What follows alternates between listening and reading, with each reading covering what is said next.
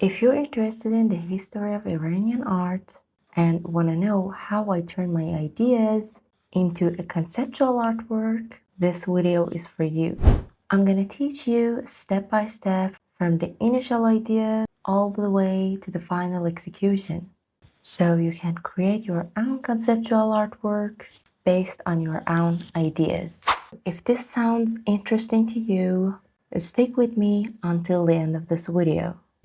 Hello everyone, I'm Asel, an artist and content creator.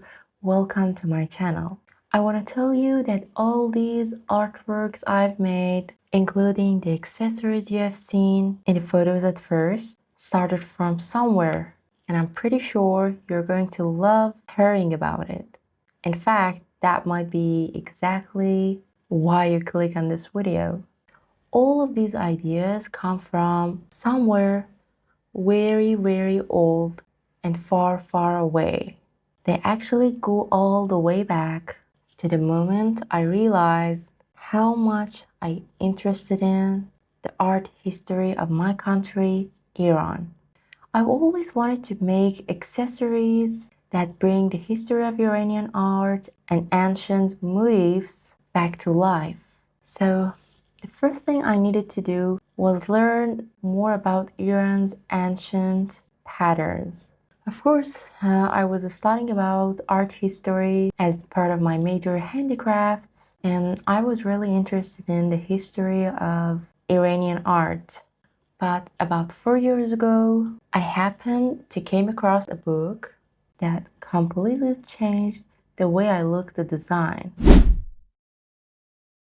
It even made me to decide bring parts of Iran history and art into my accessories, start creating conceptual accessories inspired by Iranian art history and ancient Iranian motifs.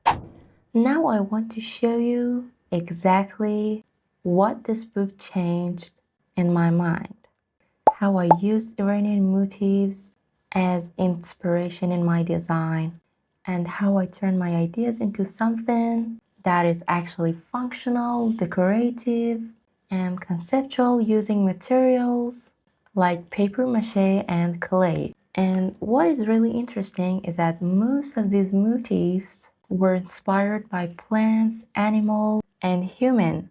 They would draw simplified version of animals on the pottery.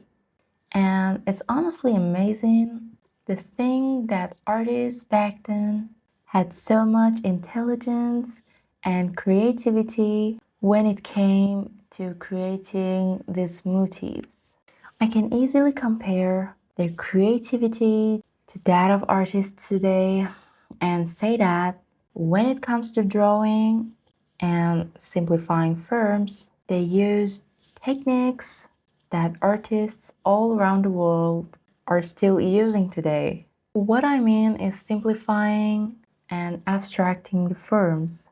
Anyway, these motifs and the book you saw were what inspired me and got me thinking about creating accessories and statement jewelry pieces that were more suited for photography, fashion, editorial shoots, rather than something designed for mass appeal. At the time, I was working with paper mache clay, and if you've ever worked with it, you know how when it dries, it naturally has this really old historical feel and texture to it.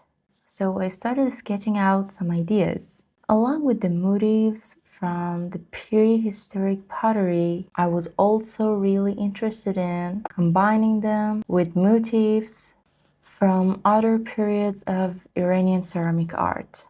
For example, I took inspiration from Iranian lusterware, which was often produced in places like Neyshabur. I drew inspiration from that motifs as well and used them to create these jewelry pieces. And here you can see how I developed my sketches.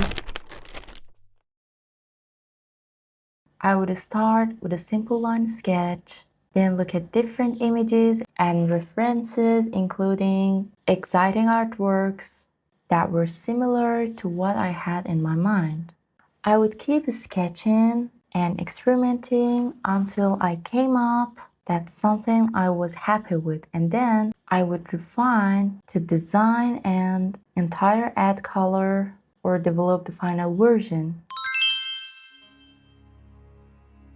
Even though I wasn't really happy with what I made at all. And I feel like there was still a lot of room for improvement. I kept experimenting with different materials. I tried making these accessories with air-dry ceramic clay and paper mache clay and even actual ceramic. Although honestly the ceramic didn't exactly give me the result I was hoping for. In the end, the texture of paper mache or a good air-dry ceramic clay was really the one thing that worked for me.